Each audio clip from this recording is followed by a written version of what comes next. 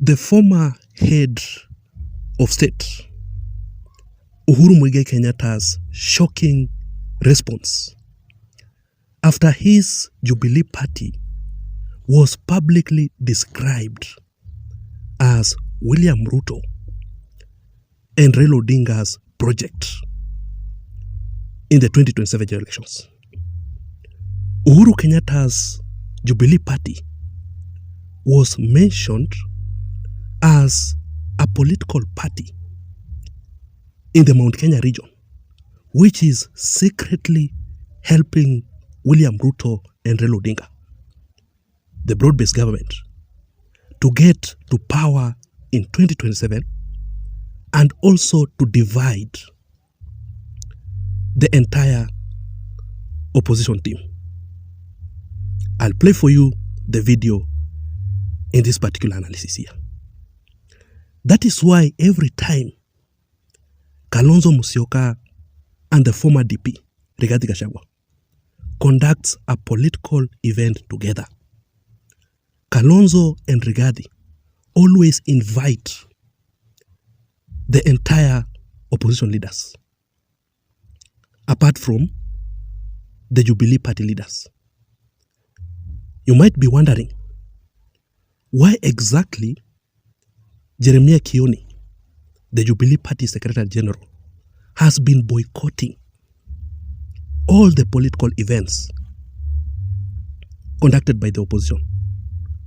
But you see people like Martha Karua, you see Eugene Wamalwa, and the rest. Kumbe, Jubilee Party leaders have not been invited. The question is, could this be true? Is it true that Uhuru Kenyatta and the Jubilee Party are working with William Ruto and Raila Odinga to divide the opposition? And that is why we see leaders in Jubilee like Ngunjiru Wambugu consistently attacking his fellow opposition leaders directly. Rigathi and Kalonzo Musyoka. Ladies and gentlemen, my name is Jason. If you are listening to me and you haven't subscribed, before you proceed, I want you to take a second or two and subscribe to my YouTube channel now, so that you can receive more political updates from this channel and also the best political analysis. Let us begin directly. Uhuru Kenyatta is totally fed up with the way Kalonzo and Rigathi Gachagua, the Wamunyoro team, downplays the existence, the presence of the Jubilee Party in the Mount Kenya region politics, and also the role of the Jubilee Party in the opposition politics. So ni kama Kalonzo na Rigathi Gachagua wameanza kumdharau Uhuru Kenyatta and the Jubilee Party.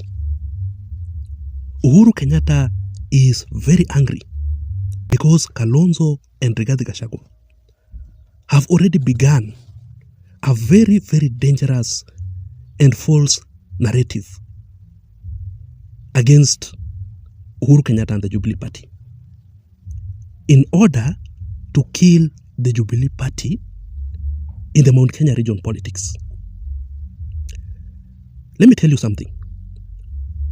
All this began immediately after Uhuru Kenyatta was officially permissioned by the court of law to take over the Jubilee Party leadership legally, meaning Uhuru Kenyatta currently is the Jubilee Party leader again.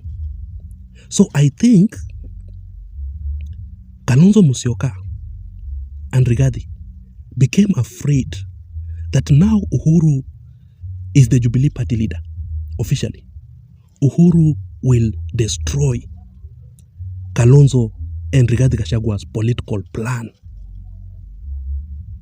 in the 2027 general elections and force Fred Matiang'i to run for presidency in 2027 which will obviously divide the opposition. So the only way for Kalonzo and Rigathi to counter Uhuru Kenyatta is to begin this propaganda.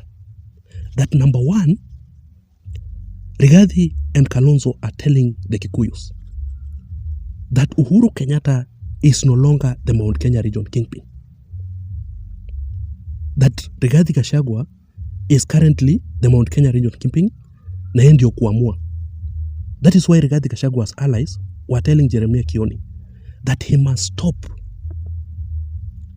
lying to Matiang'i that he will get the Kikuyu votes through Uhuru Kenyatta. That cannot happen. Nimeona watu wengine wakijifanya pale wakiongozwa na Jeremiah Kioni, na Jeremiah Kioni ni ndugu yetu na tunampenda, lakini asipotoshe Matiang'i kwamba anaweza kupata kura za mlimani akipitia mlango mwingine. Mlango huku mlimani ni mmoja na jina lake huo mlango ni Rigathi. So with this aim of finishing Uhuru Kenyatta completely. Number two, Rigathi and Kalonzo, the Wamunyoro Alliance team, have begun a narrative in the Mount Kenya region that the Jubilee party has been bought by William Ruto and Raila Odinga. The Jubilee party is working very closely with the broad-based government to make Ruto a second-term president and also to divide the opposition and to divide the Kikuyu votes in 2027 by forcing Matiang'i to run for presidency in 2027. I want you to watch this video here. Na hiyo chama itatengenezwa mpya. Hiyo ni wheelbarrow ya green. Igina ni wheelbarrow nyekundu. Kiama gitonegeke. Kiama gitonegeke. Icio ingĩ ciothe nĩ cia Ruto. Kĩrĩa gĩa Kĩonjore nĩ kĩa Ruto. Gĩa Kabogo nĩ gĩa Ruto. Gĩa Kuria ile mũtio nĩ kĩa Ruto. Acio nĩ jaguti cia Ruto. Ateneke. Atemoga neke. Atemoga neke. Kuba nĩ mũĩ. Mũtigete kĩrĩa andũ aitũ Ruto atũgayanie. Nĩ mũĩ mwaka wa 1992 athuri a mũthuri ũrĩa yakũmenya. Twagayũkanire Kenneth Matiba na Mwai wa Kibaki Moi agĩtũhota. Nĩ ũhoro wa ma. Kura ya kĩrĩma ndĩkũgayanio. Ĩgũikio gĩkabũ gĩkĩ. Ĩgũikio gĩkabũ gĩkĩ. Na kĩama gĩkĩ. Na mũtongoria ũyũ. Nĩ twaiguithania. Koguo mwaigua kĩama kĩanjĩrĩrio Mũrang'a mũkamenya kĩu nĩ kĩa Ruto. Mwaigua kĩanjĩrĩrio Kĩrĩnyaga kĩu nĩ kĩa Ruto. Mũndũ ũyũ nĩ ndĩmũĩ. Ndĩramwonera itini. Is this true? And also, number three, Rigathi Gachagua and Kalonzo Musyoka have also started another narrative in the Mount Kenya region, saying that the Jubilee party is totally dead and it cannot determine the future of the Mount Kenya region politics, the political future of the Kikuyus, that Uhuru will not determine the politics of the Mount Kenya region in the 2027 general elections. So you can clearly see that currently Uhuru Kenyatta is not safe in the opposition. Uhuru Kenyatta is under political attack by Kalonzo and Rigathi, by the Wamunyoro Alliance team. So what should Uhuru Kenyatta do? Uhuru Kenyatta must fight to defend his political position of the Mount Kenya region ahead of the 2027 elections, and also to defend the Jubilee party ahead of the 2027 elections. That is why Uhuru Kenyatta had to respond to all these issues. And let me play for you the video. Uhuru Kenyatta has made it very clear to Kalonzo and Rigathi Gachagua that no matter what they will say, no matter what they will do, Uhuru is totally not part of the Wamunyoro alliance. And he can never associate at all with the entire Wamunyoro team. Uhuru Kenyatta's message was directly delivered by the Jubilee Party Secretary General, Jeremiah Kioni, during a meeting by all the Jubilee Party leaders after Uhuru Kenyatta was declared officially as the Jubilee Party leader. So they were celebrating.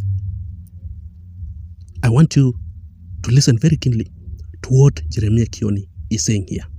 Just listen. So you are looking at aspirants. Some of them from huyu walikuwa ameenda Wamunyoro akakumbuka akajua kwamba Wamunyoro ni negote. Now he is here with us. She is here with us. She was actually trying to organize something for Wamunyoro in Thika the last weekend. But it doesn't take long for you to know that that is also a ship that you don't want to try. And I say this with another rider that I want to finish with.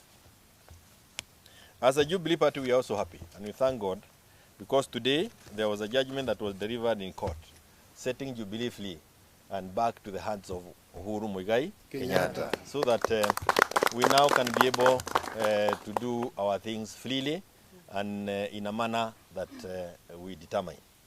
And it's unfortunate that those who set to fight us, rebel against the leadership of the party, are people who are still in parliament, enjoying salaries because of these people who worked very hard, but they were not elected. That's Akina Kanini, Akina Sabina. But I also want to tell you another person who may have escaped your mind. One of the twins.